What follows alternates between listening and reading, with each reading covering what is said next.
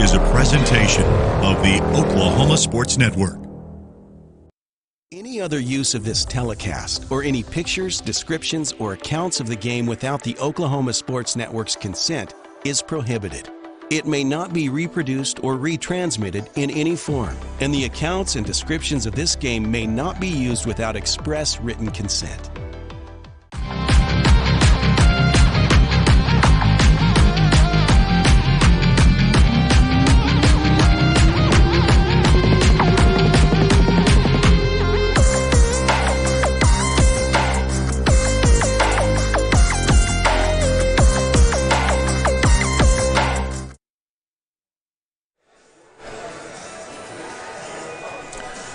And good evening, everyone, and welcome to another edition of the Mid-Dell Coaches Show on the Oklahoma Sports Network. We're coming to you live from the Bricktown Brewery in Midwest City, and you should come to the Bricktown Brewery every day of the week, especially on Wednesdays. Why? Because Wednesdays have half-price pizzas, and they got a lot of great pizza selections. Also, you want to download the Bricktown Brewery app on your smartphone, and you can set up an account where with each purchase, you'll collect points, and those points will lead to discounts on other days of the week. Come today. Of course, they got the Major League Baseball playoffs starting and other good stuff going on right now. So the Bricktown Brewery here in Midwest City. We also want to thank, as always, Tooney Buys Houses. We buy and renovate homes. We also lease and owner finance homes throughout the state of Oklahoma. Call 405-931-3046. This is going to be an exciting day to have the Mid-Dell Coaches Show going because we're going to talk to three new assistant coaches, new to the show anyway, and some players from all three high schools, as all three high schools, all three teams go to 1-0 in district play.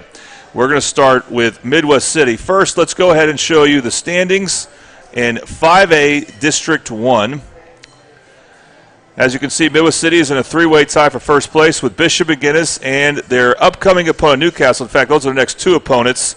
Lon MacArthur has not played yet because Guyman's actually not going to be active in football, so they had a bye week, but they'll start playing next week, and this will be 7 teams playing 6 district games. Every team will have a bye week at some point during district play.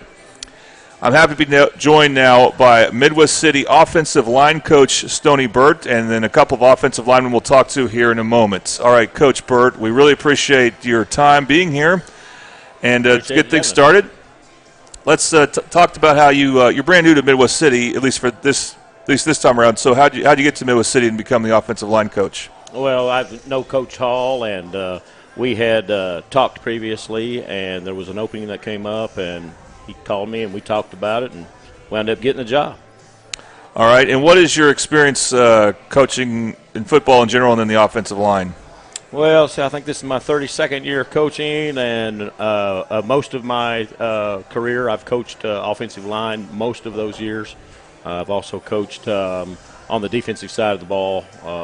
Have experience as coordinator, and I have been a head coach in the past.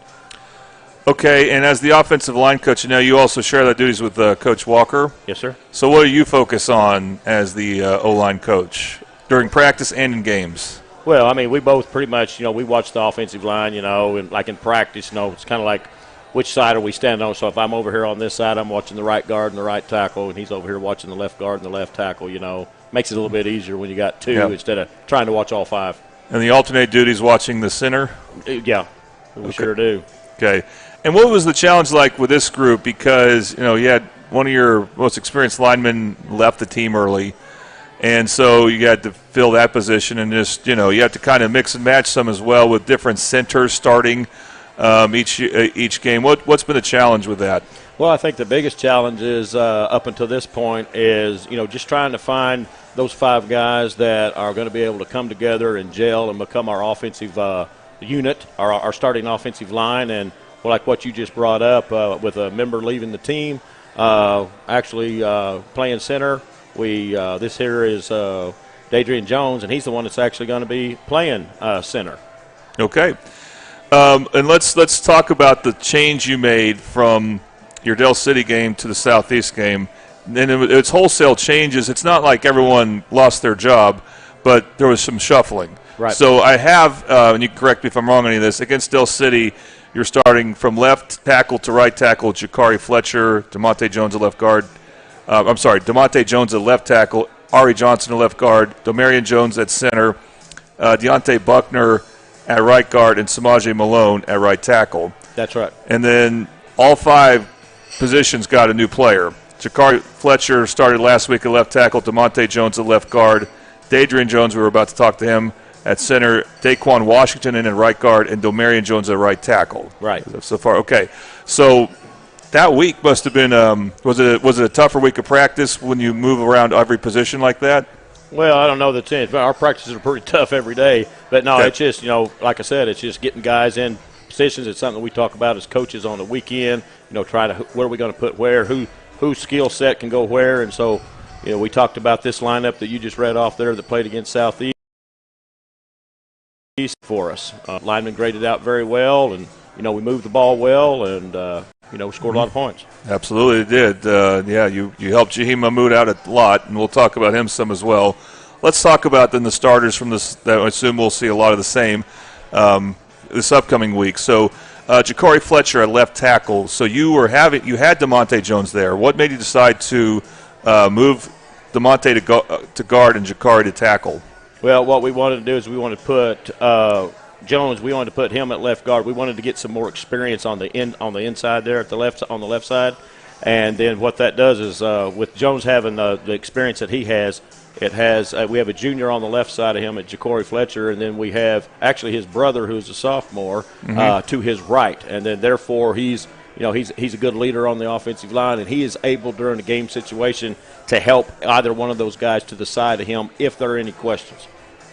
And then you also had Domarion Jones at center against Del City, and he moves back to right tackle. Right. And so the Jones twins have shown, and they showed the last 2 years they can play anywhere on the line. Right. What do you like about those two? Obviously, they're the 2 most experienced players. They also have to play some on defense. Yeah, they do play a lot on defense as well. Yeah. So that's it. They're pretty versatile. They're very smart with the schemes that we're running. They know not only do they know what they're doing, but they also know what everybody else on the line is doing. So that's why it was being able to bring their younger brother, Dadrian, in. Then we put him back out where he's more comfortable at right tackle. And then that also helps because Daquan Washington, another sophomore, went in and started at right guard. And so now he's got Jones on the right of him to be able to help him, in this process of being a sophomore and first-year starter, if there are any questions as well. And do we have Daquan? Is that who we have with us too? Right. Okay. Daquan Washington, he's known as DQ. Okay, DQ. So let's talk about him real quick. What made you decide to put him at right guard? I think this was his first start on the O-line. Well, actually, what made us decide to put him in was just actually watching film on him in practice. Watching him over the last several weeks as he was getting better and better. And so as we're looking at game film and we're grading game film, and then we also watch practice film every evening. And so just watching his improvement, and also he's got some good strength, and he's able to move people. So we thought, what, maybe it's time we take a sophomore, and it actually wound up being 2 sophomores.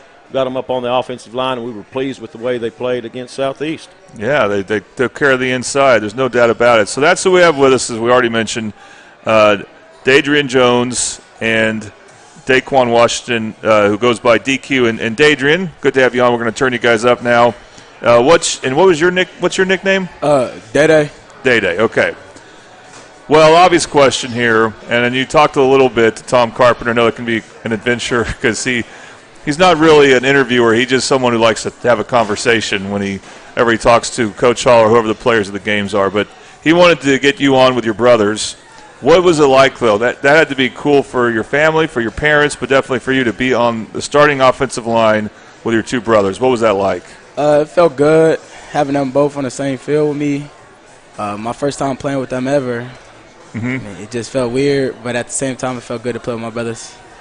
First time ever. So during the game, are you guys talking to each other a lot? Me and DeMonte talk a lot because he's on the left of me. But in the huddle, when we go in a different personnel, then, I'll talk to Demarion a little bit. Okay, but you also have the added responsibility of being the center. So, we have seen the center can mess everything up, especially now that so many teams are in the gun. What was that like? Were you practicing at that position before last week, or were you just brought in for that? Well, I've been playing center my whole life, ever since I started football. So it wasn't really new to me, but, yeah, I practiced it a lot. All right. And were you nervous at all snapping it? Nah, not really. Okay, let's also talk to Daquan, as we're going to start calling him DQ now. And DQ, what was that like for you being in sort of the starting lineup when you'd been playing behind different players? And this, of course, was the most important game of the season because it's the district game, so that's the game you guys had to have. Did you feel any pressure? Yeah, I felt there was a little bit of pressure going in, knowing people have been replaced easily, knowing if I messed up, that could be bad. So how do you feel like you did? I feel like I did good. All right, back to coach here. How would you grade the offensive line against Southeast? You said they did a good job, but let's go into some more specifics. Okay, yeah. So actually, the linemen actually do get graded after every game, and I'm just about done with that process. But I mean, with it not being completed, I mean our offensive line did much better than we have in the past. And the process that I'm in and the grading right now, I can tell that each individual grade for our 5 linemen are automatically going to be higher, and then I also look at it as an overall unit too. But yeah, I can foresee that our grades this week are going to be much higher. Very good. Day. So first time starting alongside your brothers, but do you ever practice against them or just wrestle around with them maybe? I mean, you're only a couple years younger. Do you guys ever go to the backyard and do the Oklahoma drill or something like that? Nah, if we had pads, we probably would. But at practice, we go against each other a lot. Okay, and have you felt as the younger brother kind of responsible to try to keep up with them as far as strength goes and then other physical attributes? Yeah, in the weight room, I lift alongside of them. All the linemen lift on the same side. So I try to keep up with them, but it's a lot stronger than me. For now. Yeah, they do have a 2-year advance. That matters right now. At some point, it won't matter as much. So, DQ, what about you? Do you have any brothers? Yeah, I have one older brother, but he doesn't. He lives in Enid. Okay. And how long have you been playing football? This is my 5th year. 5th year. So, I mean, obviously they need size. They need someone to be a lineman. Is that something that you embrace, or maybe when you were younger, did you want to play another position? When I was younger, yeah, I wanted to play like running back. But as I got older, I'd love to see it. As I got older and started playing O-line, I started to love it. Okay, so Coach, you talk about practice being tough. During a season, how much contact is there for the line, especially going against the D-line? We have contact every day. Okay. Yeah, we have different periods. We have different things that we do throughout our 2-hour practice, but everything that we move to, I would say probably 2/3 of our practice, they're in contact, either with other people or we're out there driving the sled. There's not very much time where it's like on air or anything. Even Thursday? Or the day before game? Okay, well now Thursdays, that's a different one. Yeah, that's the day before game. And so we still have some drills and stuff that we do, but that's, we focus on the kicking game. And then we have some time where we go off and we do some team stuff with offense, team stuff with defense. But, yeah, for the most part, contact's a lot lighter on Thursday. So then it's Monday, Tuesday, Wednesday you guys go at it. Exactly. Okay. And, guys, what is your favorite drill in practice, or what's your favorite thing to do in practice, especially when you have your pads on? Team. I like one-on-ones, 2-on-2. I like the 2-on-2 drill. Yeah. Okay. Yeah, I mean, I don't know what that is, but it sounds competitive. I'm sure you're going up against 2 tough guys on defense, so makes you better. Yeah. Now, Day, do you have to practice a lot on your own with Roman on your snaps? Yeah, we try to get as much snaps as we can every day. And then, Coach, how often do they work with either Roman or the starting running back, Jaheim Mahmoud? Well, of course, they're always working with them when we're in team. They're working with them when we're doing inside. Run polish. And then run polish. So I would say probably on the offensive side of the practice, it's probably, 45 minutes out of an hour that are working with the quarterback and the running back. And what do you guys – I mean, if there's another running back in besides Jaheim, do you have a different mindset because he loves to run up the middle. I'm sure that's designed, but he obviously embraces it. What are some challenges with that? Trying to maintain your blocks and stuff like that when he's going to be coming in behind you at some point. Just move my man, get out the way, or he gonna run through you. Yeah. Just got to get a push, or he's gonna come behind you, knock you over. And you find that, is it easy for you guys to avoid false starts and holding penalties? Yeah. We just got to get that through our brain. We've been having a tough time with that lately, but we'll get it done. Do you agree, DQ? Yeah. Of course, obviously, when the defensive lines get tougher, who knows what you're going to see in the next few weeks. That's a new challenge. And so let's talk about that, Coach. Newcastle, they're 1-0. They just pounded Duncan. So, they have players. I looked at their roster earlier today. There's a big roster. They have a lot of players. So for a team that just came up from 4A, that's pretty good there.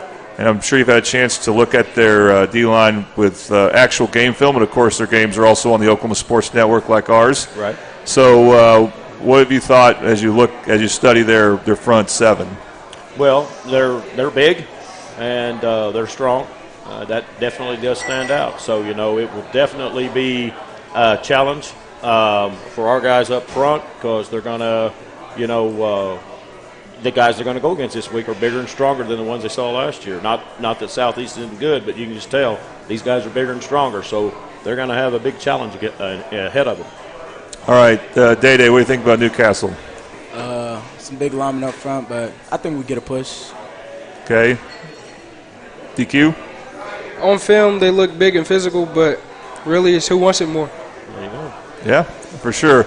So what about how would you say your depth is looking? Because you have played a lot of different linemen, so you have options. And I know, at some point you may need to call on Malone and Buckner and maybe R.A. Johnson as well. How would you say you feel about the quality of your depth right now?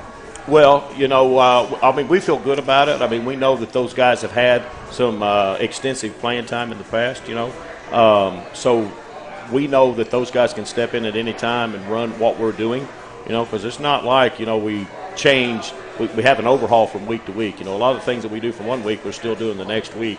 And then plus they're getting the reps in practice and all that too. So if somebody on the line goes down, it's next one in. And with the Jones twins, are they always in on offense and then they just rotate in on defense? Do you have to advocate for them to stay more on offense? I always love asking this question for two-way players. I don't have to advocate for them to be on offense because they're the core of our offensive line. So anytime that we're working on our offense, our offensive personnel is working together. And then, we have practices that when we switch, then we also have a defensive side of the practice. So then that's focused on whoever Coach Cade's going to be using on defense, and then we take the other guys, and that's what we make our offense out of, and, we scrimmage. All right. And, guys, how do you feel about maybe, let's say, the future of the O-line? So don't tell you, Day-Day, but obviously when your brothers graduate, it's going to be two big holes to fill right there, wherever they are on the line. But it seems like we're seeing some younger players step up. What are your thoughts about that? I feel good about them. We have a couple players that can replace them. Takes time, though. Yeah. And that's one of the things that off the air, Coach Lowe told me, you can't expect sophomores to play right away. Exactly. And that's kind of what's happening with these two is that they weren't maybe not ready for week 0, but they've gotten the seasoning in the last few weeks and they're ready now. Yeah, in a perfect world, you want your freshmen to play a freshman schedule, right? Yep. And then when you got your high school team, sophomore through seniors, your sophomores are, they're younger than the other guys have 3 years experience, and you want that to be a senior-led team and a senior-led offense, but sometimes it doesn't always work out that way. So in a situation like this where we have two sophomores that are going to be stepping in and playing, the good thing about that is now, when this year's over, now they come back and they have a lot of experience as juniors, and then they keep it up, and then by the time they're seniors, they got 3 years of experience playing on offensive line. Then these guys turn into the Jones twins, helping the younger guys come in. They'll be the new D twins. A lot of linemen whose first name starts with D. So, Anyway, guys, thank you very much. Well, last question, DQ. I didn't get your take, but how do you feel about the future of the Midwest City O-line? I feel like filling in for the Jones is going to be a big step, but I feel good about the other sophomores and juniors. All right, very good. Okay, so coming up this week, big game for Midwest City. I know we're going to say that a lot about all the games, but this is an interesting challenge because they got a lot in common with Newcastle, at least as far as this year goes, and it's going to be broadcast beginning at 6:30. Of course, we want you to tune in to the Midwest City broadcast with myself and Tom Carpenter. The kickoff will be about 7:05, and the Bombers and Racers will play, I think, for the first time ever. And whoever wins this game will go to 2-0 in district and will be on the inside track of hosting a playoff game in the first round and perhaps even winning the district. Gentlemen, thanks again. And coming up, we're going to talk Del City football on the Oklahoma Sports Network.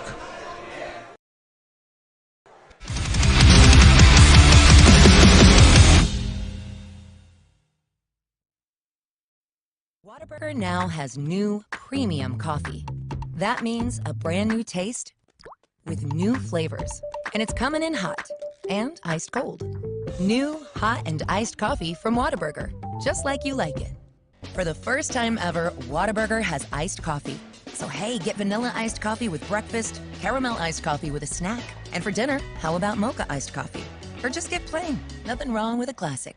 New iced coffee from Whataburger, just like you like it. State Representative Max Wolfley. As a longtime Mid-Del teacher, coach, and parent, I first ran for the legislature to ensure taxpayer dollars appropriated for education actually made it all the way to the classroom. That concern hasn't changed and seems even more important today. Thank you for giving me the privilege of serving the people of our district. Max Wolfley, looking out for educators, seniors, veterans, and all of us. Recorded in our kitchen after midnight. Can you tell? Experience the best wash in town at Tommy's Express. You'll love our open and bright tunnels, easy loading flat belt conveyor, unlimited membership, and free vacuums and mat washers. Experience the difference and visit Tommy's Express today.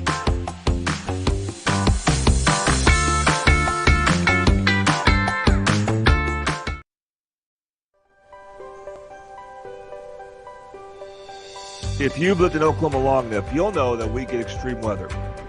With that extreme weather comes hail damage to your roof and an insurance claim. When that happens, there's not a better company to deal with on your insurance claim than Cantrell Roofing and Construction. Since 1987, Cantrell Roofing and Construction has proven to be the best in the business, and always remember, got hail? Call Cantrell. Call them at 405-642-8558.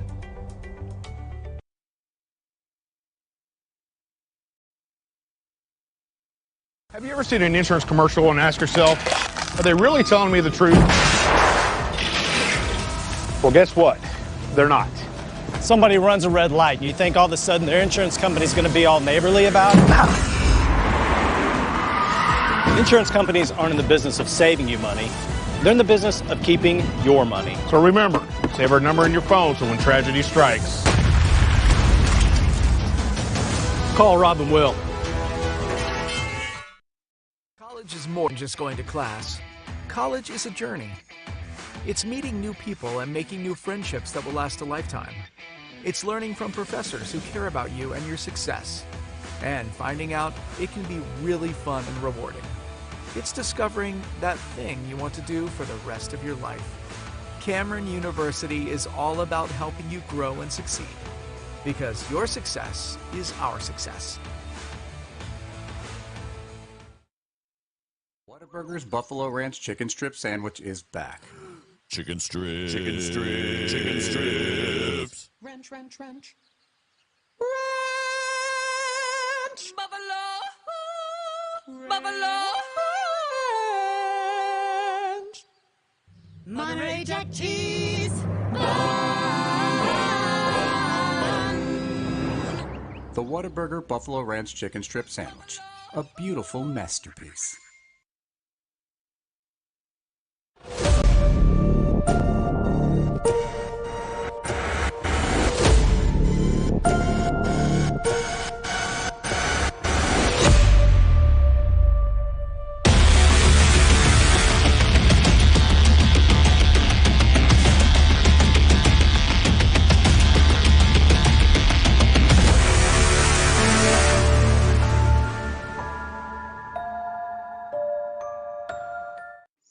Representative Max Wolfley.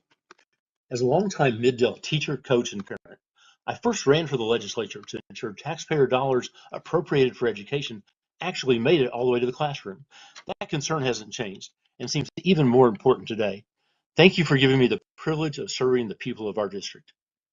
Max Wolfley, looking out for educators, seniors, veterans, and all of us.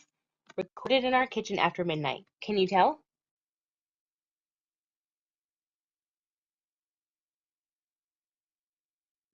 Whataburger now has new premium coffee. That means a brand new taste with new flavors. And it's coming in hot and iced cold. New, hot, and iced coffee from Whataburger, just like you like it. For the first time ever, Whataburger has iced coffee. So hey, get vanilla iced coffee with breakfast, caramel iced coffee with a snack, and for dinner, how about mocha iced coffee? Experience the best wash in town at Tommy's Express. You'll love our open and bright tunnels, easy loading flat belt conveyor, unlimited membership, and free vacuums and mat washers. Experience the difference and visit Tommy's Express today.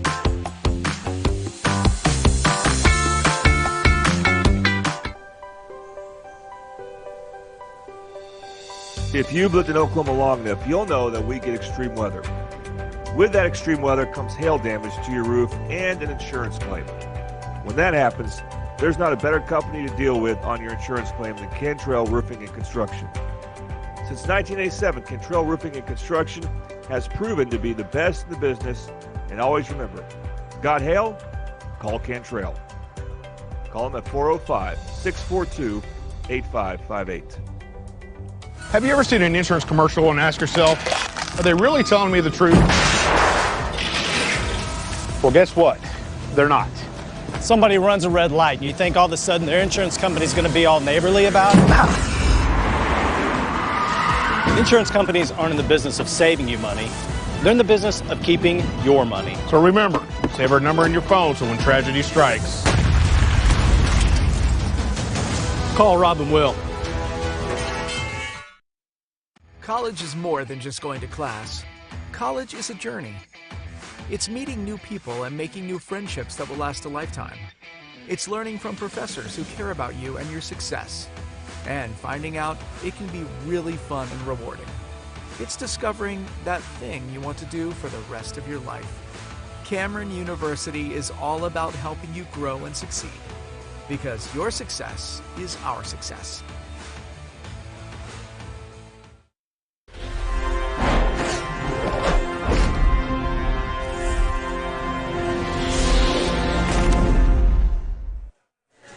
And welcome back to the Mid-Del Coaches Show on the Oklahoma Sports Network. And, of course, we're here at Bricktown Brewery in Midwest City. And this is also brought to you by Toonie Bus Houses. And we're going to talk Del City Eagle football. They were victorious Friday against Collinsville. I believe the final score was 61-10. Let's go ahead and look at the standings real quick. They, of course, this year are in 5A District 4. So we're going to show you where they're at. So they're now in a four-way tie for first with Pryor, Nathan Hale, and Claremore. And looking pretty good to be very competitive in this district. And now I get to talk to their head coach, Coach Jones, and several other Eagles here. So we're looking forward to that, another big group here. All right, Coach, so just my general takeaway from watching most of your game against Collinsville is, you know, you beat the maybe the best team in the district besides you guys. Maybe. We'll see how it plays out. Pretty handily. And yet, you know, you had to also come away from that game thinking, hey, we can get a lot better at some things. Yeah, I think that's every game you play. I don't think it's ever going to be a game, at least since I've been coaching and playing football, that you come out of it where I did everything perfectly. It's always going to be room for improvement. We've been playing a lot of big football games with Del City since I've been the head coach and even when I was a defensive coordinator. So we're used to these type of games. We know what it takes to get those wins. But we also know what it takes to lose these kind of games because we've been in that situation as well. So we're just playing with a chip on our shoulders this year.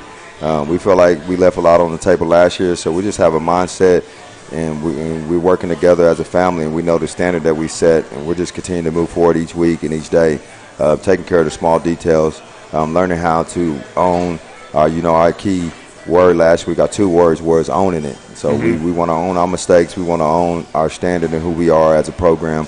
And we really wanted to go out and show the state and show the district that this team is not last year's team, but we're a team to be reckoned with. So I'm excited that the Young Wayne were able to show that last week. Okay, so let's talk some about the offense first, as we're going to, you brought some defensive players and coaches in. I'm sure that they do some on offense as well. But absolutely. Cash Courtner, first off, it seemed like what I noticed the first couple of drives is that Collinsville was really respecting your speed at wideout. Yeah. And so they were giving those receivers some cushion. Would you say so? Yeah, I mean, it's several teams in 5A that, that can run with us. Midwest City, Booker T, Carl Albert. Other teams understand that they might not have the athleticism on the outside to run with us step to step. So they try to use certain zone coverages to keep us in front of them, and they're just going to give up the hitches and give up the quick screens and bubbles and things like that. And I'm going to be the type of coordinator. I'm going to take what you give us, especially because I always want to establish the run. So, yeah, they were giving us the quick game, and they were giving us the things that we could be successful in that pass game. And it allows Cash to get comfortable. It allows him to get into the game. It allows him to make some easy throws so he's not having to force it. So we were able to take advantage of that, but we also went downfield as well early on. So Cash is showing as a sophomore that he has a lot in his bag. I think he's going to continue to grow. I think he's going to continue to show people that he's a complete quarterback. He can run when needed, but we've been running the ball so well that we haven't had to use that in our Wildcat or just run the ball in general. Now, he did have a run in the second drive to set up your score. So what type of threat is he to run? I mean, he's athletic. I mean, he's not a quarterback that you really want to put a lot of running load on him, but he's a young man that could take advantage when needed. So, we've been several times this year, we've been in passing situations on 3rd and long, 4th and long that we need to get a first down, and the defense did a pretty good job in coverage. So he was able to pick up the first down with his feet, and that's something that if we continue to progress forward in the season, that's going to be pretty tough for the defenses when we can spread you out in 4 receivers, 3 receivers, or 5 receivers. And you really have to cover down. We also have running backs who can get in pass coverage as well.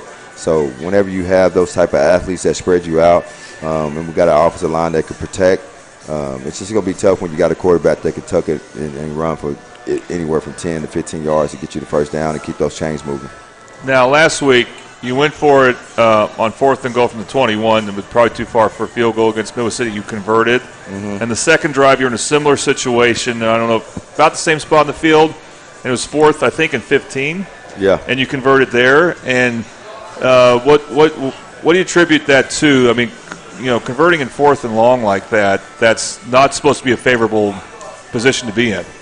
Just confidence. If we're going to move the ball on the first drive like that, I just have the confidence that we're going to be able to do it all game. With the talent I have and the experience I have up front. And honestly, I'm not even thinking about it in the game. I'm just like, hey, we're getting it. We said we want to score the first drive. We have a system that I believe opens up opportunities for the speed that we have on the outside. And I feel like when you have a defense like ours, that if you're going to get stopped on 4th down and turn it over on downs, I feel like we have a defense that's going to get us the ball back. So I'm just confident in our defense. I'm confident in our athleticism on the outside. I'm confident in the offensive line blocking. So when we get in those 4th downs, I really didn't even look at the yardage. I just say, hey, we're going for it, and this is what we're going to do. It is going to be a time that I do kick a field goal. I just think at this point in time in the season that we continue to build our confidence in the offensive system on running. We got to go for it there. So that's just a decision I made on the fly, and I ran with it. And then he's made plays the last 2 games, probably more than that. But Meshawn Graham. Yeah, Marshawn. Yeah. Okay. That's all right. I think I called him Meshawn in basketball, so I'll spend some time correcting that. Now, yes, sir. As a receiver, he just seems to keep making plays. What do you see in his game that's gotten better? Well, he's a complete receiver. Coming over from Southeast, he spent a couple years starting over there, and he started at Westmore. I think our strength and conditioning program has really benefited him well. I think the discipline that we have in our program and the structure we have has really made him a complete player. He was lacking in some of those areas, but he's bought into the CDAP mentality and what we have. And I think it's taking this game to the next level. Also, when you have 3 or 4 receivers beside you that demand respect, Kadarius Palmer, Josiah Chester, Manny Davis, Braylon Walker, we have so many receivers that demand respect that you're going to get one-on-one coverage. And there's not a lot of DBs on the 5A level that's going to be able to run and cover Marshawn one-on-one. So I think it's a whole complete bucket of things. It's he coming into our program. It wasn't always easy. You know, me and him bumped head at times, and it always takes guys who move into our program a couple months to get used to my coaching style and the way I do things. So he's really bought into that, and our strength and conditioning program it's really kind of got him faster and stronger. You can see that with the way he's running, and then the athleticism that he brings to the table naturally. So he has a lot of athletic ability, and he's showing it. And then when you got all those other receivers and that I mentioned, and that's not even to mention the running backs in the backfield and the offensive line that we have. So we're just a complete overall balanced offense that is really putting stress on people, and it's showing the last couple weeks. And then a couple things that, you want to correct maybe. I mean, like, for example, when you fumbled near the goal line on that Wildcat, it was just kind of, to me, it kind of just seemed like a fluke play that it was just bad timing that Chester ran into Turner. And so is that just something, hey, we just got to practice it some more? Is that how you think it was just a mistake. Yeah. He just made a mistake. The center snapped the ball before it was supposed to be snapped. Okay. So we still have a center that is working on 4 games experience. And like I said, he came from Western Heights. With all due respect, it's just not the type of atmosphere he's been in playing at that school. So that's still a big game for him. At the time, I think several publications had Collinsville ranked number 2 in the state. They won a state championship in 2021, so that's still a big game for him. He snapped the ball early, so he came over there and sat by me for a whole rest of the second quarter because I'm not going to allow that. Okay. So, and also DeMarin, he needs to hold on to the ball. He's an experienced player. He's played in a lot of big-time games. He knows that in most games, when it have that kind of magnitude to it, that'll come back and haunt you, and that will cost you a game in the playoffs. When you get on the 1-yard line, you got to get in. So even though the snap was early, DeMarin still shouldn't be fumbling. So that's a lesson for him as we progress forward and use him in that package, that you have to protect the ball like the running back because you cannot give up those 7 points. Thankfully, we were able to overcome it and score as many points as we did, and it wasn't an issue. But moving forward, that will be an issue if that happens again. And then with Cash's interception, was that also just a situation where he has so much confidence in the last few weeks that maybe sometimes he needs to rein it in? Yeah, I mean, all week I told him I'm never going to get mad if you throw an interception, if you throw it deep. If you throw a fade route, a post route, you're taking a chance and you're throwing it to our guys, you're taking advantage of their speed, I'm never going to get mad. But I told him if you force it over the middle, that's when I get upset. But that's really a coaching mistake because we were up 28-0 with 2.5 minutes left. We were running the ball for almost 11 yards of carry, and I think we still had a timeout. I should have probably ran the ball. Just got kind of confident and cocky and made a mistake on my end as a coach. But moving forward, I'll know as a play caller that I'll probably just need to run the ball and get to the halftime and take that 28-0 lead and get in the halftime and make the adjustments that we need to make. Well, all's well that ends well. And of course, we also want to mention, another great game from Jeremiah Miles and your running backs. I mean, it's hard to take one of them out, I'm sure. And then Turner was otherwise pretty good in the Wildcats. So a lot to like on offense. Now let's talk on the other side. And let's first go and bring in this coach you have with us. Yeah, this is Lamar Shields. He's our special teams coordinator.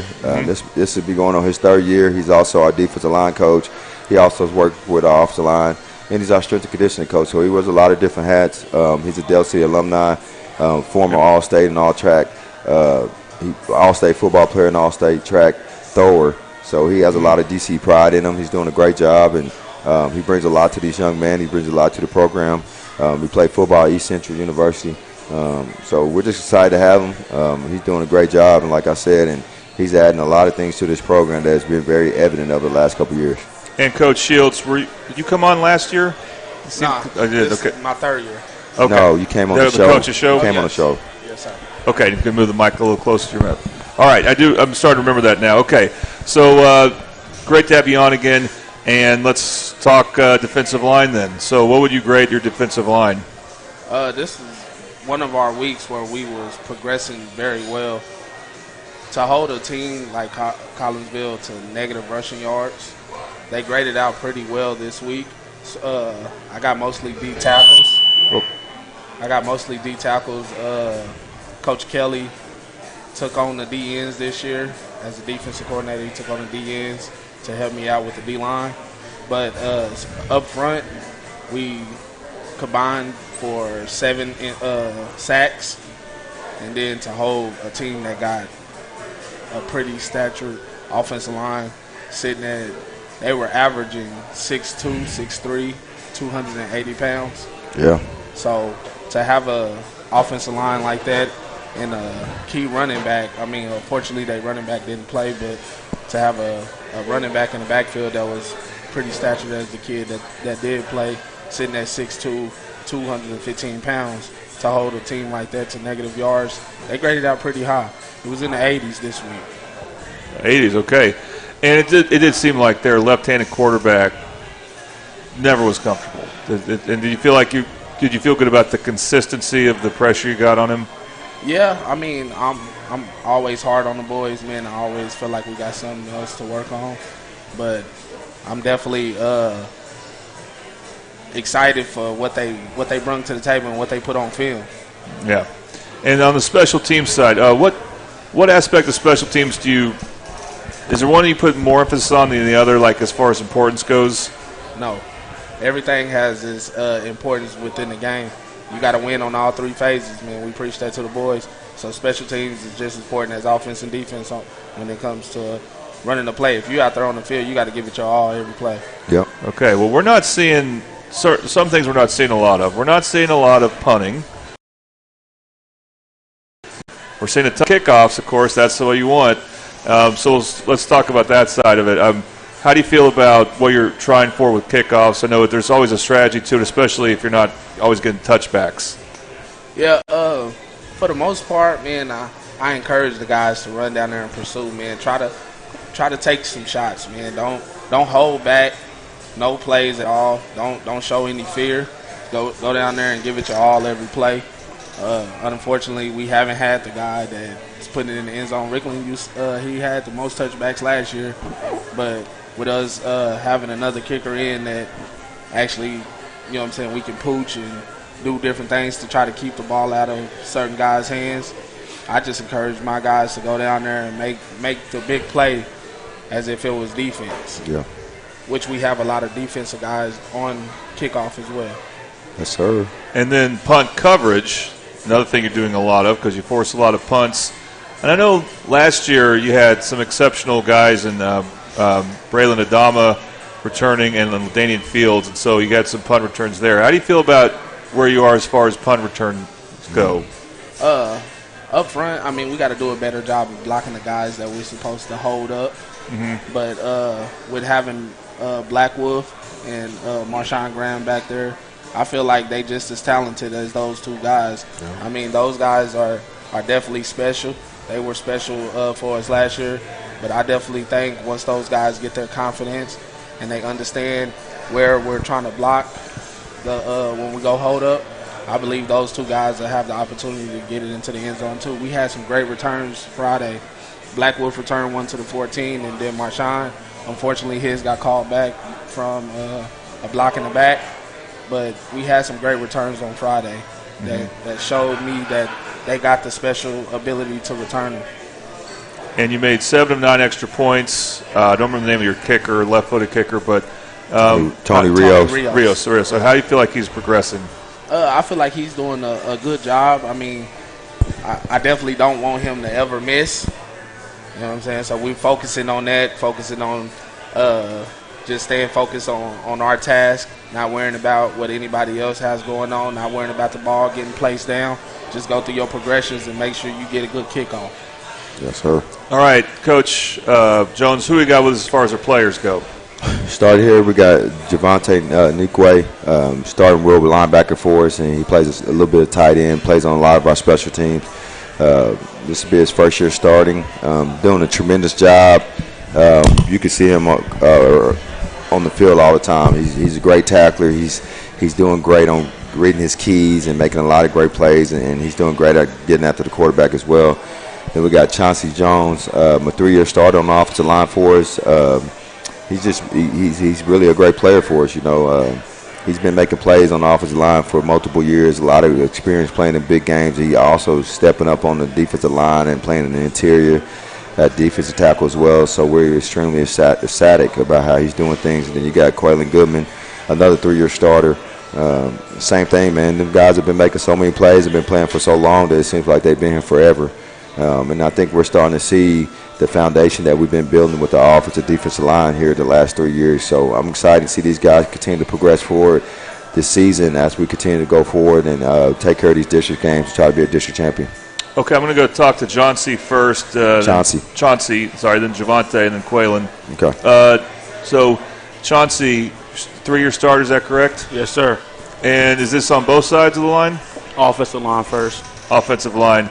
And what position do you play again on the offensive line? Left guard. Left guard. Now, we talked to your offensive line coach last week, and even in a big win against Midwest City, he gave you guys a tough grade of a C+. What was your grade after your game against Collinsville? A B+. Okay. Full letter grade. What did he like about your performance as an O-line? What did you like about your performance? I like that we came out attacking first and being dominant, and even though they did have the size of the D-line, we didn't fear that. We still went and run the ball very well every play, and we dominated and got the second level, so we make the big plays. Running backs found the hole, and they got up out of there. Sure did. So on the defensive line, where do you play? I play nose and D-tackle. Okay.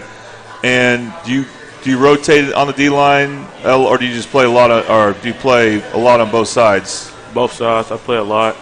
How's your conditioning? It's good. It's getting better every week. Staying hydrated. He do rotate though. They kind of rotate. Okay. You know, we have a couple other players, Cam Freeman and JJ Chatham. They both. So we got a 4-man rotation, but they do play a lot. They probably play anywhere from 25 to 30 snaps of defense a game. Play every offensive snap.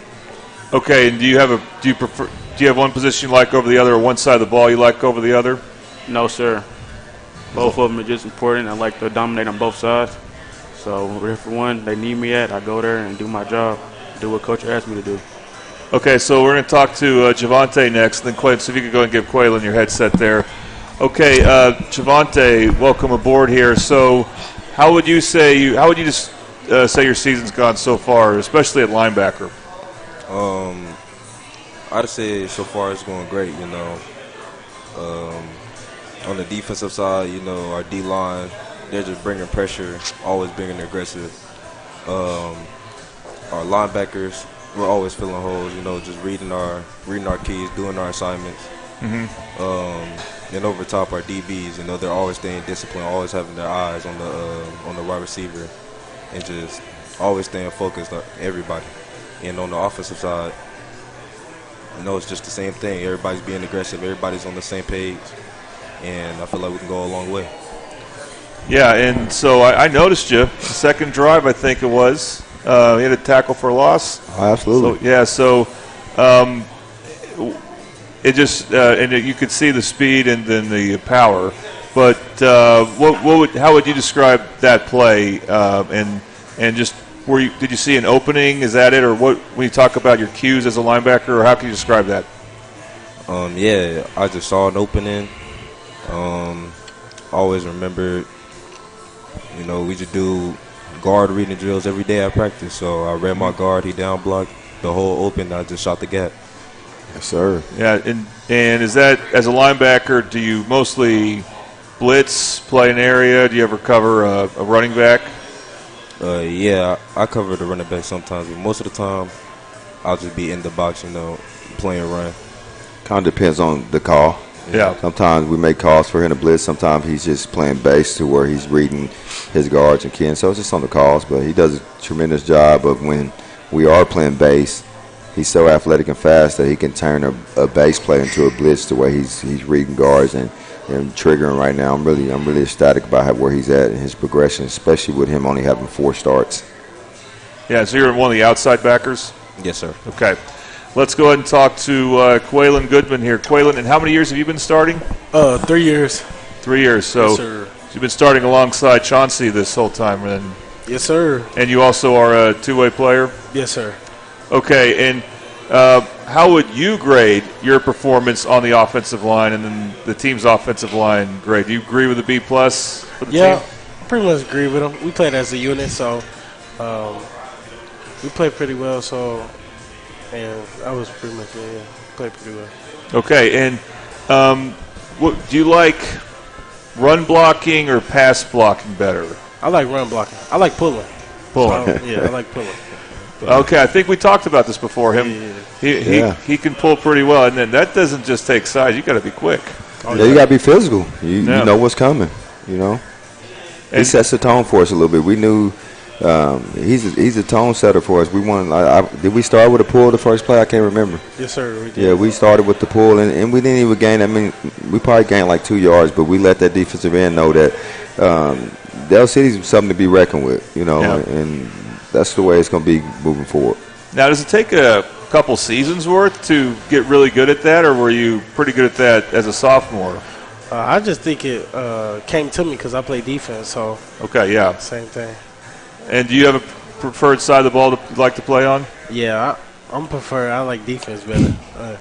And where do you play on the D line? I play nose and D tackle. Okay, so and how do you feel like you did on the defensive side? I think I did pretty well. You know, I got back there to the quarterback, opened up the lanes for the linebackers. And as a nose, your job is to basically push that center back. Is that right? Yes, sir. Well, it's not really like a nose, but it's like a shade to our.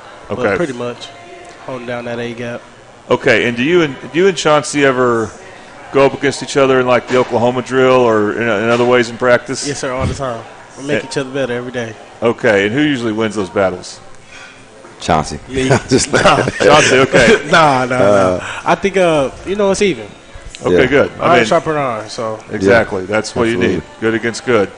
So then, Javante, do you have a particular player or two you go up against in practice that works you hard? I'll say Christian Akaderi and Rickland two good linebackers. Our other two starting linebackers, you know. Well, and Rickland, yeah. Do you ever have to tackle Rickland in practice when he's playing running back? Oh, yeah, all the time. You know, I don't really get that much offensive snaps, so I'm over there on the scout D trying to make us better. And who's the hardest running back to tackle?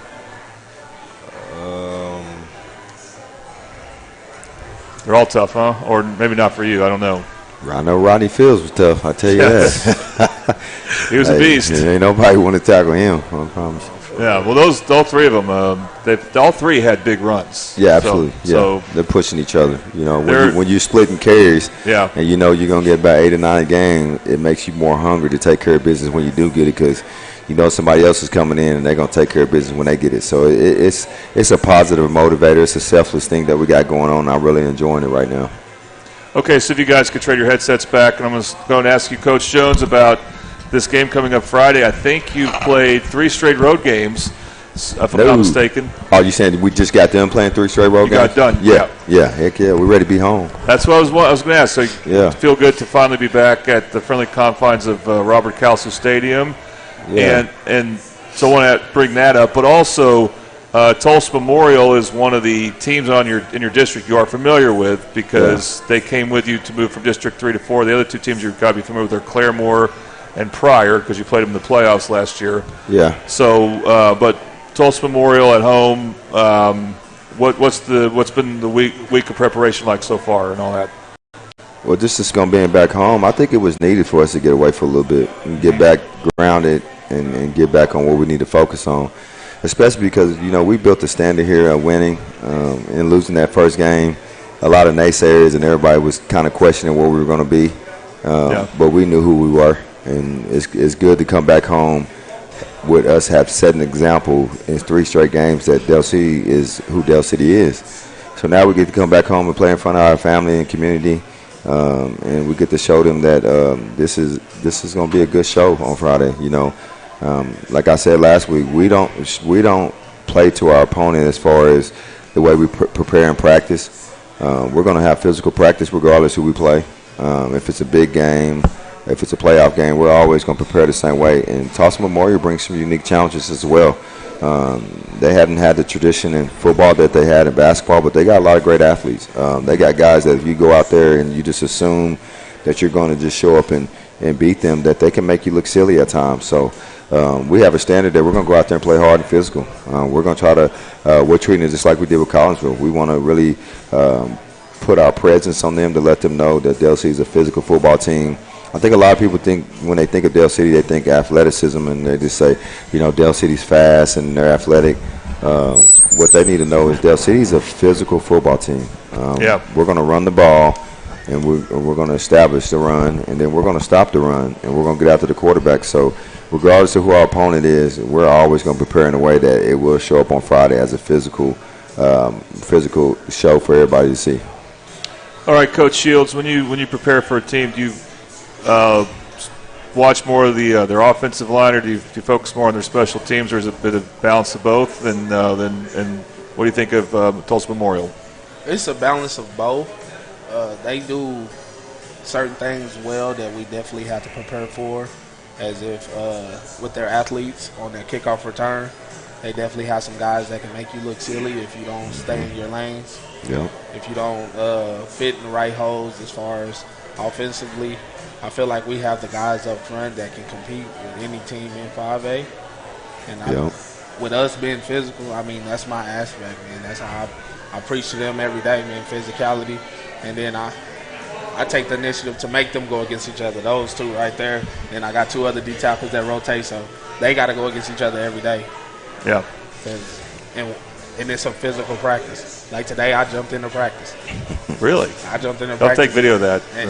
And was blocking them up because I just wanted to show some physicality, to show them that you have to be physical every time that you're in. No matter if you're tired or not, you got to be physical. Yes, sir.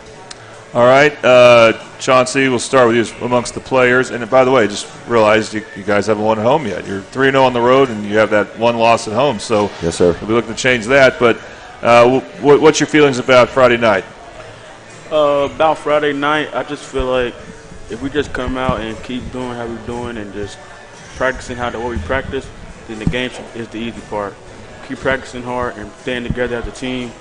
That 7 a.m. film and just all the work, and then Friday is go take care of itself. Yes, sir. All right, Javante, what do you think? Yeah, it's just the same thing. Just staying on course. As Coach Jones said, don't practice down to our opponents, and just always stay focused.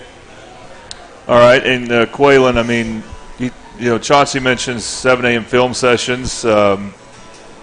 What's that like? I guess preparing for a team. What do you look for when you watch film of a opposing team, especially on the trenches? I look towards how big their front is. What are they running up front, or how their D line plays, how their O line plays. So that's pretty much. And what feeling do you have now for Friday? I got a pretty good feeling with us, but they're big up front, so we got to come to play. Game's won in the trenches, so. All right, I'm glad you guys have that challenge. So, guys, thank you again. We need to make this a big round I want to table. give a shout-out, though, to our junior varsity. We go combined freshman and JV. We won 27 games in a row in JV, and that's a big testament to these guys and other guys who have played on that level, and that's been going on for a while, so I don't think they get a lot of recognition. But those kids are learning how to win on sub-varsity, and that's transferring to the varsity level. So I just want to make sure they get that recognition because they really don't get talked about a lot. So yeah, did they play Collinsville last night? No, we played against El Reno. Okay. We're in the Suburban Conference, so we don't really play against those Tulsa teams. That's the Right. unfortunate thing. But to be winning, regardless of what level it's on, varsity, sub-varsity, college, whatever, when you win 27 games in a row, that's kind of a testament to the program and the kids and how hard they work. So and the coaching staff as well. So I want to give that shout out to them. All right, yeah, that's the feeder program or part of it. So yes, sir. They're getting good development. Absolutely. Okay, so this Friday night, it's going to be Tulsa Memorial at Dell City. The broadcast will start at 6:30 on the Oklahoma Sports Network, and then Captain Kilty and Colton Fleetwood will have the call for you along with their crew. Kickoff around 7 o'clock, Dell City and Tulsa Memorial, right here on the Oklahoma Sports Network. Be sure to tune in as Dell City looks to go to 2-0 in district play. All right, once again, thanks, everyone, and we're going to talk Carl Albert football after this. You're watching the Midwest City Coaches Show, or the Middale Coach Show on the Oklahoma Sports Network.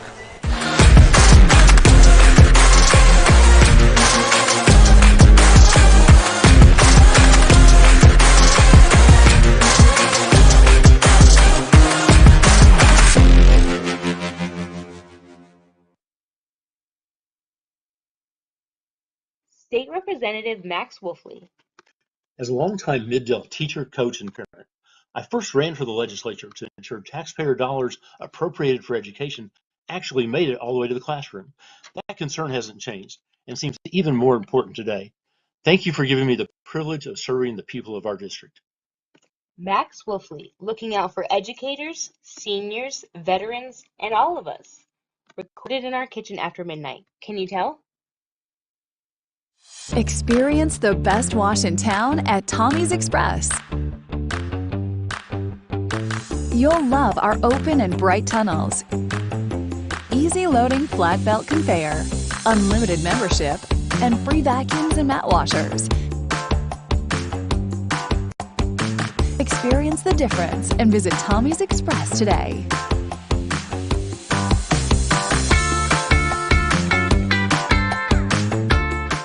Whataburger's Buffalo Ranch Chicken Strip Sandwich is back.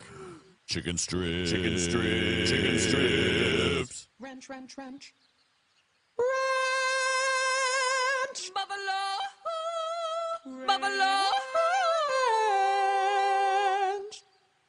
Monterey Jack cheese. The Whataburger Buffalo Ranch Chicken Strip Sandwich. A beautiful masterpiece.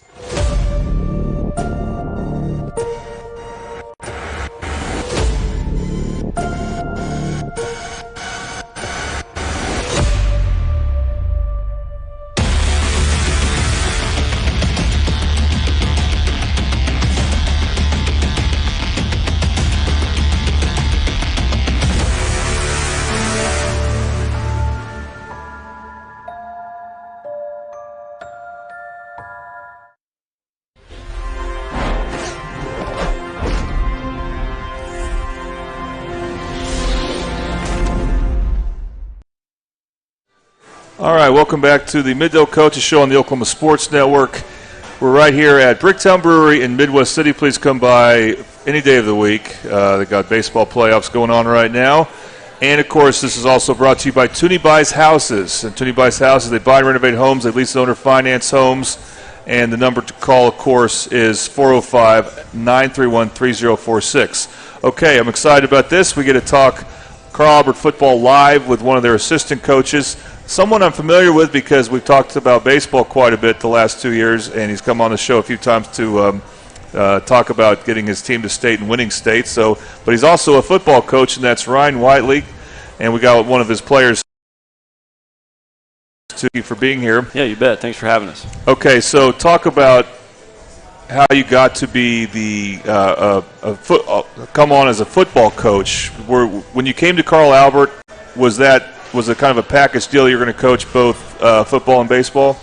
No, I mean not necessarily. I mean, really, the story of our journey up here is kind of a crazy one, and it's probably just to try to make a longer story short. It's my father-in-law is Coach Madden, brother-in-law is Coach Herbert, who's all on the football staff, and Coach Corley, who's the head football coach there for a while there. He got the job there in 2017, and it was I think it was the spring of it was right there in that right there before the 2017 fall, and in that spring of 2017, I guess it would be, and there was a job or email that was posted out from Coach LaValle at the time. It was the head baseball coach there, that he was looking for an assistant baseball coach, and I showed it to Coach Madden and said, maybe this might be something to look into. And he calls Coach Corley, and then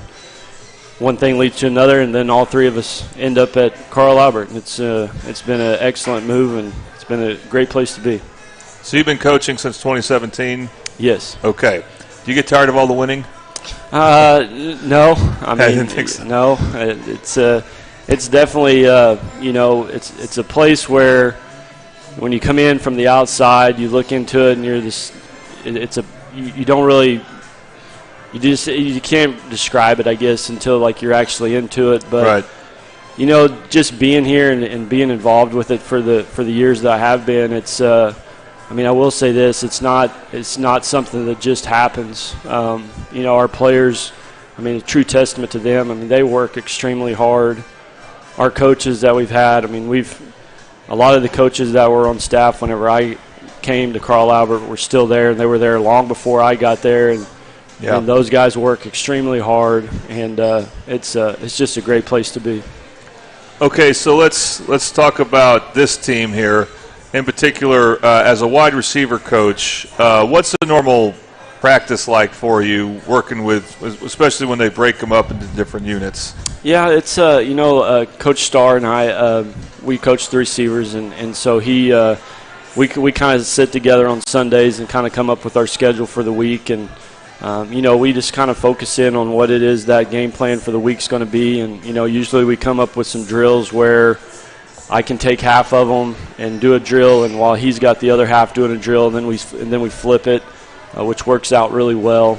Gets our kids a lot of reps by being able to cut those numbers down with having two of us out there doing that. So, we just try to hit on all the basic fundamentals of it. I think we tell our guys, at the beginning of the year to play receiver there, you gotta be able to know what to do. You got to know how to line up, number one. And then number two, you got to be a good blocker, and so we work blocking a lot. And then, the third thing is, you got to be able to catch the ball and make plays. So, we spend a lot of time with blocking. I think we block every day at practice and, try to mix in a few hand drills and ball skill drills and things like that as well. So when I go back and watch your games, it just seems like there's always a different wide receiver making plays. How would you describe the depth this year compared to the quality of depth? Because we're familiar with a lot of the names, but you even have some new ones stepping up, and it just seems like as a group, it's deep, it's fast, it's all those things. How would you describe this year's group as far as talent and experience and all that? Yeah, the experience is definitely there.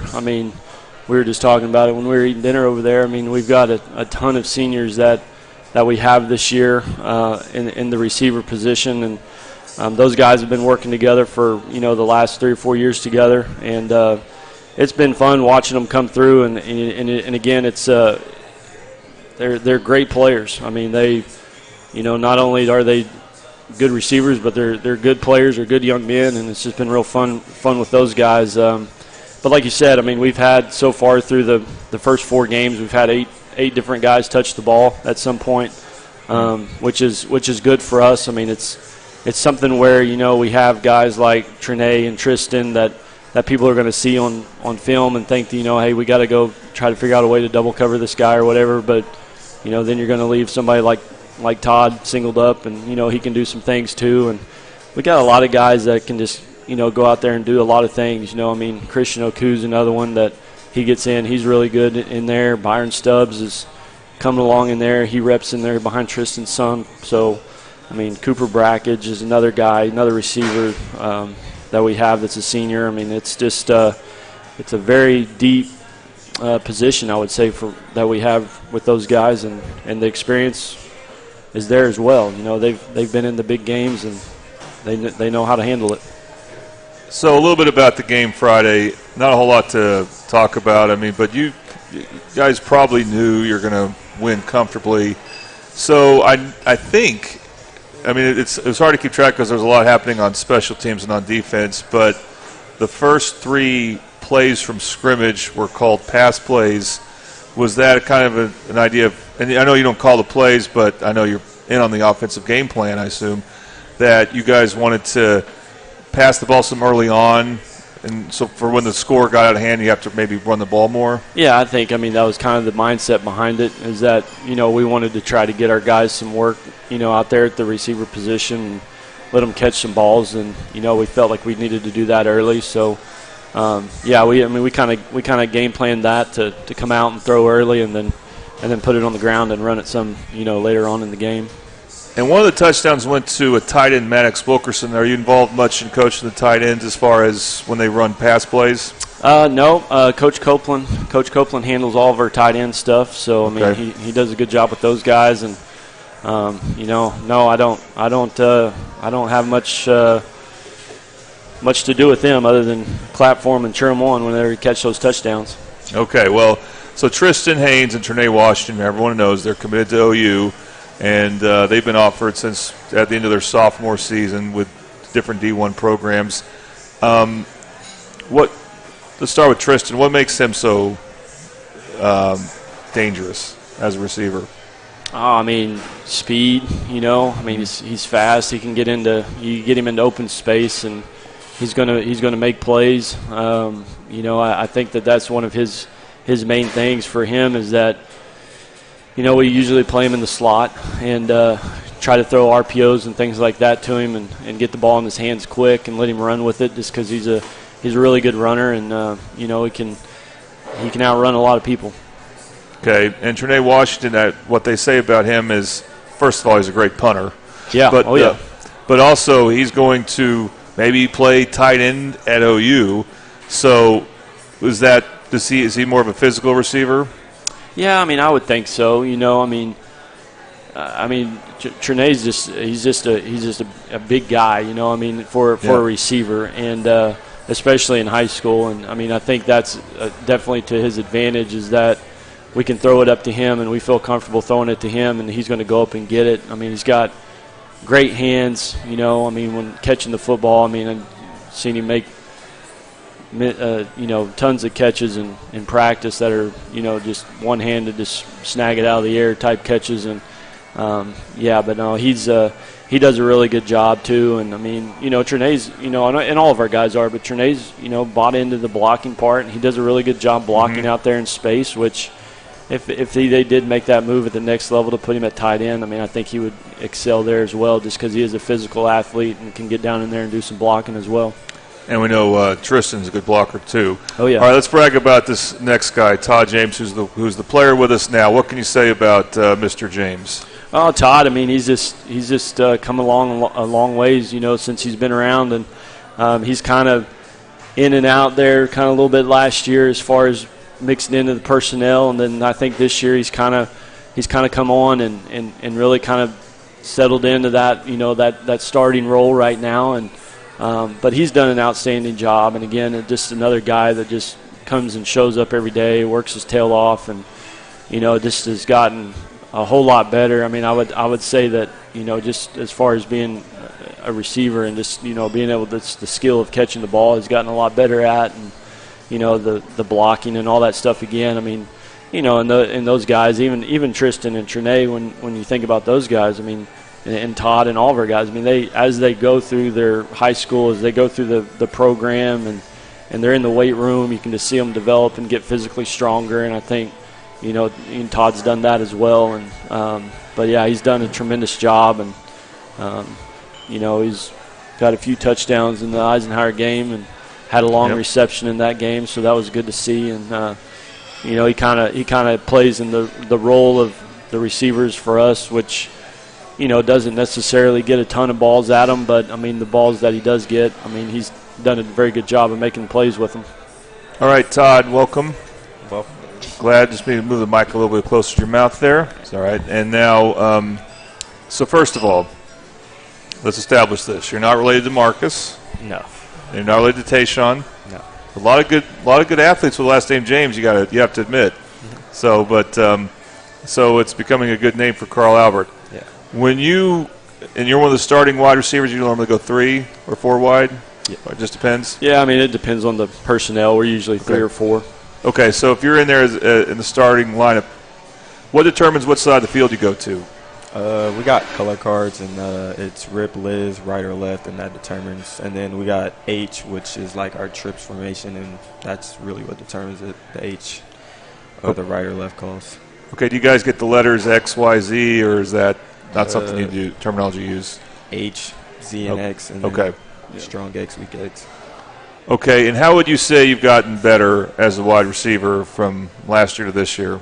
I say last year I was weaker and I was starting on defense, so I wasn't well conditioned. But this year I think I've bought into the role of wanting to play more because it is my senior year, and I'm just trying to do as much as I can. So I've bought into the role of wanting to do both. And I think last year I was just like, okay, I'm a starter on defense. I don't really care about offense this year, but I think this year I'm just like, okay, I gotta. If I want to go to the next level, I got to make plays on both sides. Are you playing on both sides still? Yes. Okay. And do you have a preference now? You've had some success at wide receiver? Just due to my size, I think wide receiver, like if I want to go play at the next level, it's wide receiver. But like during practices, I say I'm a bigger defensive guy than I am an offensive guy for the team. Okay, so when you score touchdowns like you did against Lawton Eisenhower and stuff like that, do you feel like how much of that is speed versus route running, or can you even separate the two? I say I'm not the fastest, but like I am the fastest. It's just kind of weird because like the way I run my routes is like I try to beat you with my speed, but I also have like a little shiftiness to me. So I just try to like use my angles and like stuff like that. Do you get very competitive in practice against players like Tristan and Trinae? Oh yeah, definitely. We always chatting it up and being most competitive towards each other. And how often do you get a line up where one of you gets to play defense and one of you gets to play offense? Not often, like now, but like during the off season, that's all we're doing is one-on-ones competing against each other. So I say me, Tristan, and Trinae, we've had our fair share of battles. And Coach, if you had to say who like your fastest is, from like the elite fast to maybe just fast, how would you rate your wideouts? Or do you even keep track of that? Oh man, not really, because I mean I think they're all really fast. I don't know. I mean, I would probably have to give the edge maybe a little bit to Tristan, but yeah, I don't know. I mean, Oku can run too. I mean, and Todd. I mean, they can all run. So we're fortunate to have a receiving group that can go, man. They can get after it. They can run balls down, and they're all really fast. Todd, do you guys ever race against each other? Not really, just during track season, but like during conditioning, like if we're all like still got enough juice, we'll like race during the conditioning, but other than that, not really. So you also run track? Yes. Okay. And are you on any of the relay teams with like Tristan? I was on the 4x8, and then I was on the 400, and I did like the Oakland 4s and stuff like that, 4x4. Another state championship team? Yeah. All right, Coach, what about Byron Stubbs? Is he in a similar vein to those three we've been talking about? Yeah, I think so. I mean, Byron's a good receiver for us. I mean, he's a guy that, is a good runner. I mean, like Todd just said, I mean, all those guys I think were in track, and I mean, they, state champion track teams. So, I mean, they're all really fast runners, and, Byron does a really good job, because, again, we play Byron in there behind Tristan at the Z, and, and we have to use him in games, because I mean Tristan does a lot for us. He plays just about every snap on defense. He's on a lot of special teams and returns the kicks and things like that. So we have to make sure that Byron's ready to get out there and go, and he does an excellent job. I mean I think he's got a touchdown there. I think he had one in the Stillwater game where he caught a little RPO and took it in. So he's doing a really good job. And then Christian Oku, when he goes out there, what position does he play specifically amongst the receivers? So Oku goes out, and he's behind Trinae, so he's at X with Trinae, and he again another guy like that's going to get in the game, for us for sure, just to try to give those guys some spells because Trinae's on defense a lot, and again Oku plays some corner, for us on defense. And I think that's the thing with these guys really is just being the seniors and having the experience they do really on both sides of the ball is we try to use them as much as we can, but yeah, Oku's done a great job, filling in right there in that role as well. So amazing quality of depth there again. Oh yeah, for sure. For sure. All right, Todd, do you ever have to lobby your quarterbacks, specifically Devin right now has been probably throwing the ball the most. Do you have to lobby for him that you're open? You have to remind him? Yeah, sometimes. I'll go back to the huddle and be like last week when we ran 94 fade, me and Tristan were both yelling at him, telling him to throw us the ball. So it's just like playing the H position at Carl Albert is like once you get the ball, like once you get the opportunities, you got to like make as much as you can do with it. So how would you say you're doing blocking wise? Because you guys, as Coach said, you practice that so much and you run the ball a lot. So when you got LT Simmons who gets to the edge a lot. So how would you say your blocking's going? I say my blocking's pretty good. Like once I get hooked onto you, I'm not gonna let go. Like I try to drive people into the dirt sometimes, and like if I'm not, like I'm like gonna shove you off and like just I'm going to try and, like, finish you when the play is over until they blow the whistle. So that's just how I go into every block, every, like, series, is just trying to finish that player. Because that's what we harp during practice and during meetings. That's all Coach starts harping is just kill the dude. Like, if a dude lines up against you, you finish him off. Yeah, that's just how it is. All right, Coach, I'm going to ask you about one more receiver now. It's expected, I'm sure, that most of these receivers, I don't know if it's expected, but it just turns out that they are going to run track because, you know, they're really fast. But then you got Jackson Webster. Yeah. And so he does not run track. You could have him for baseball. Yeah. I think he was one of your primary courtesy runners. Oh, yeah. At the end of last season. He was a sophomore? Yeah, he's a sophomore this year. A sophomore this year. Yep. So you used him as a freshman. Yeah.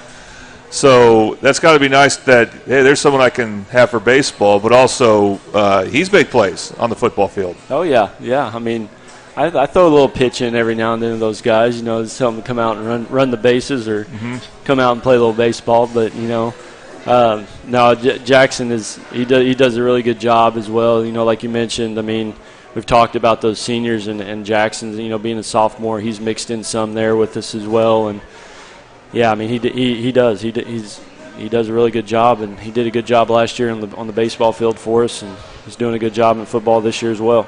Yeah, I used to teach with his mom, so good to see him have the success he's had. I'm sure we'll see more of him in baseball. Yeah. So speaking of that, as a baseball coach of also the two-time defending champs, do you have anything to do with baseball during football season? Is there anything as far as just maybe communicating with whoever has them for that, the players that stay in baseball or something like that, or do you have to kind of do a little bit for baseball right now?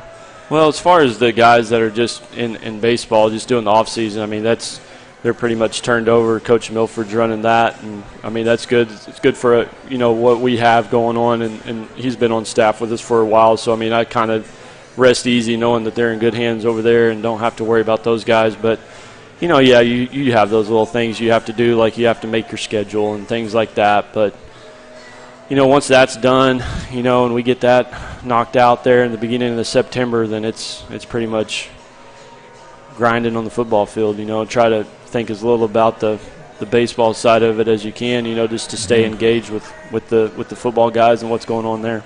Well, okay, so here's a baseball question though. Because of that court ruling, they were not supposed to change districts any. It was supposed to be the year 2 of your current district, but did they have to because of that court ruling? Do you have a new district in baseball, or will it still be the same? No, yeah, we did. We redistrict. We did a redistricting, so it'll be a little bit different. Not much though. That'll be interesting because usually again they're the same from one year to the next for 2 years, and so because of that, not the case.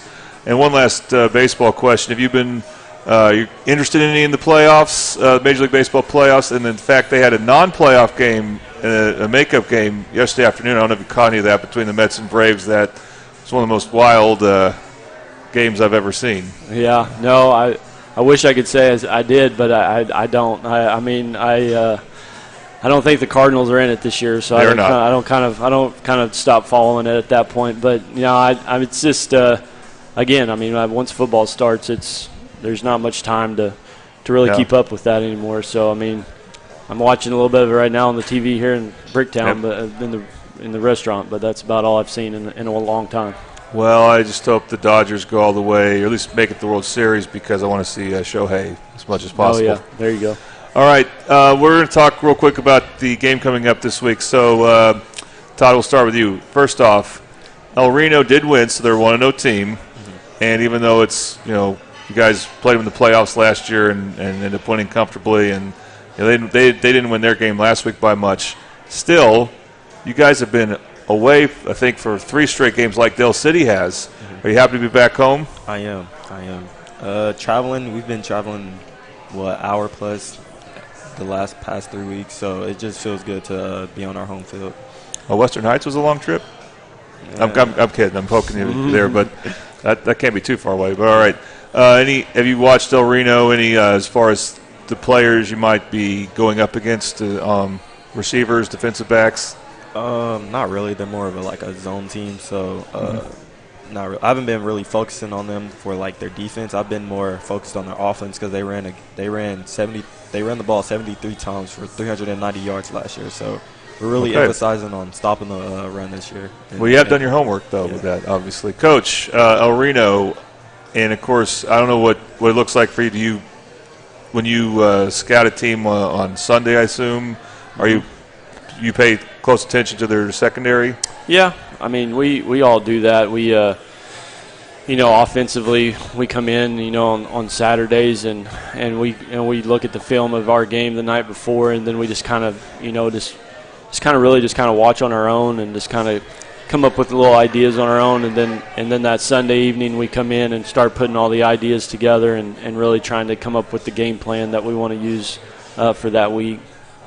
Okay. And one more thing, if the Phillies get to the World Series and win, you'll have to get JT to come and show off his ring, and we'll try to put some pictures on there since he went to Carl Albert.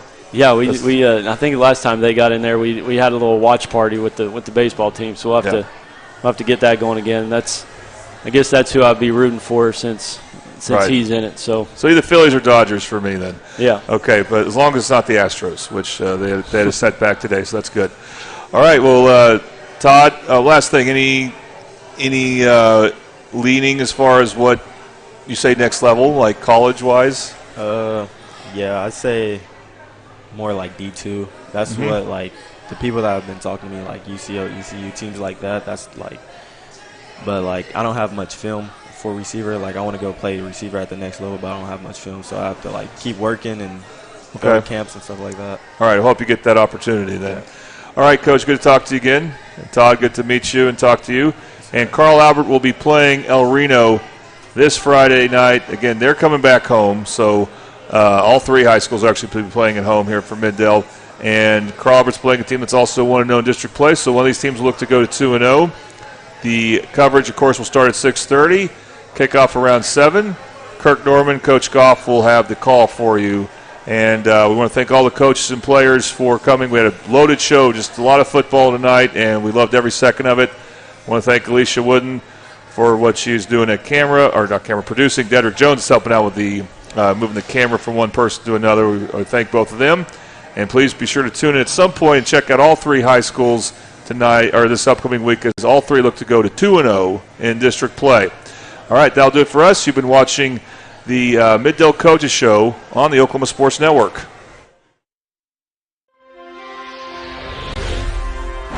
Thanks for watching this presentation of the Oklahoma Sports Network.